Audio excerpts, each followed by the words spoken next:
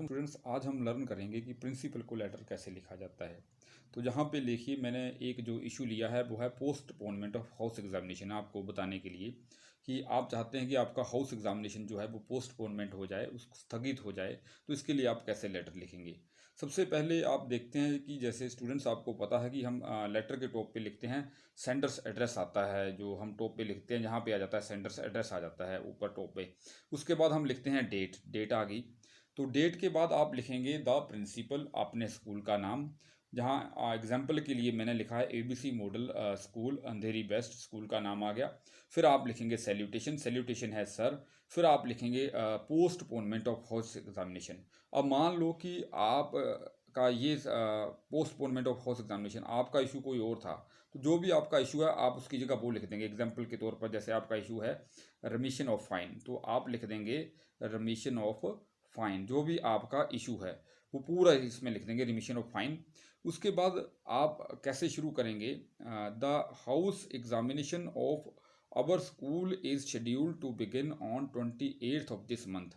क्योंकि हम postponement of house examination की बात कर रहे हैं तो हमने लिखा है कि जो हाउस एग्जामिनेशन है ये तय हुआ है 28th को होना इस माह की। तो मान लो आप लिखना चाहते हैं रिमिशन ऑफ फाइन, तो उसके लिए आप कैसा लिख सकते हैं, आप लिख सकते हैं our English test was to be held, या आप लिख सकते हैं our English test was conducted on 26th of this month. हमारा जो इंग्लिश टेस्ट है वो 26th ऑफ दिस मंथ को कंडक्ट हुआ। But I could not take my English test, मैं अपना इंग्लिश टेस्ट नहीं दे पाया। उसके बाद आपने रीज़न बताना है कि आप क्यों नहीं दे पाए। I have severe pain in my stomach, so इस तरह से आपने रीज़न लिखना है। लेकिन तो उसके बाद आपने बताना है कि I was fined ₹100, so I request you to remit my fine. इस तरह से आप लिख सकते हैं। लेकिन जहाँ पे जो आपने रीज़न वो सॉलिड बताना है, जैसे आई मैंने लिखा, आप लिख सकते हैं I had severe pain in my stomach, doctor advised me immediate operation, so I could not take my English test. इस तरह से आप रीज़न बताएंगे। लेकिन हम जहाँ पे बात कर रहे थे बच्चों पोस्टपोनमेंट ऑफ हाउस एग्जामिनेशन, हम ये लेटर लिख रहे थे। तो हमने इसमें फर्स्ट लाइन लिखी है कि house examination of our school is scheduled to begin on 28th of this month. मान लो आप परमिशन फॉर टूर लेना चाहते हैं, तो आप फर्स्ट लाइन टूर से रिगार्डिंग लिख देंगे कि the tour of +2 class was scheduled to held on date आ जाएगी। इस तरह से आप टूर के बारे में भी लिख सकते हैं। तो अगर आपकी क्लास परमिशन लेना चाहती है तो वो जो भी आप मैटर है उसके रिकॉर्डिंग लिखेंगे जो भी लेटर है। लेकिन हम जो है हमने लिया हुआ जहाँ पोस्टपोनमेंट ऑफ हाउस एग्जामिनेशन, तो हम इसी को देखते हैं। तो फर्स्ट लाइन हमने क्या लिखी, but the house examination of our school is scheduled to begin on 28th of this month, ये लाइन हम लिख चुके हैं। उसके बाद but most of students are not fully prepared for it, जो बहुत सारे बच्चे हैं इसके लिए प्रिपेयर्ड नहीं हैं।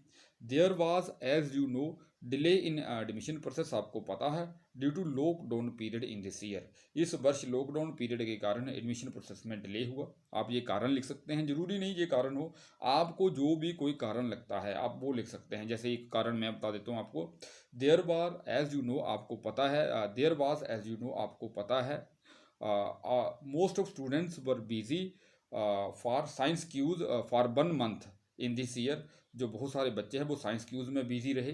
तो लेकिन मैंने यहाँ पे साइंस क्यूज का रीजन नहीं लिखा है, मैंने यहाँ पे रीजन लिखा है there was as you know, आपको पता है, delay in admission process, admission process में डिले हुआ due to lockdown period in this year, इस वर्ष में लॉकडाउन पीरियड के कारण।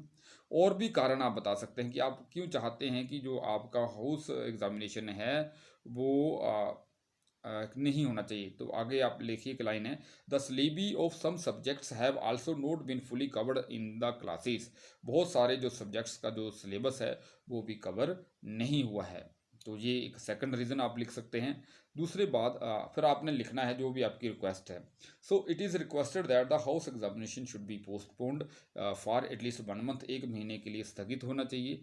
थैंकिंग यू योर्स फेथफुली, अपने आपने साइन करने हैं, फिर अपना नाम लिखना है जैसे राम, अपना डेजिग्नेशन पीपल लीडर, आपने एक क्लास के मॉनिटर होने के नाते या अपना लीडर होने के नाते आपने लिखा है, या हेड बॉय हेड गर्ल जो भी आपका डेजिग्नेशन दिया होगा वो आप लिखेंगे। जहाँ पे डेजिग्नेशन मैंने यूज़ किया पीपल लीडर, आप बच्चों के जो लीडर हैं आपने एक लीडर के तौर पर अपना लेटर लिखा है। इस तरह से बच्चों हमने सीखा है कि प्रिंसिपल को लेटर कैसे राइट करना है। तो आपने एग्ज़ाम में कोई भी लेटर हो किसी भी प्रकार का है, इसी फॉर्मेट को यूज़ करते हुए अपना वो लेटर लिखना है। Thanks a lot, have a nice day.